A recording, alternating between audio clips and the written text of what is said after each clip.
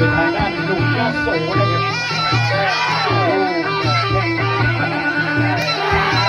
เป็นมวยซ้ายกระหายครับไปครับทุกท่านทุกคนครับ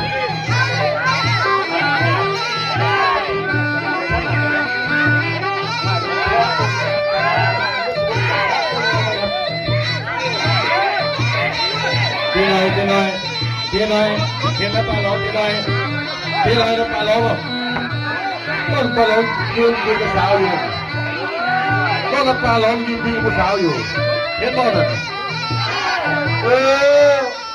นั่งอยู่ด้วยกันตามหาการต้มปลาล้อมยืนกับสาวอยู่ตายแล้วปลาล้อมจะเลยตามหาเรื่องมารับจะไหนด้วยมารับกันด้วยอย่า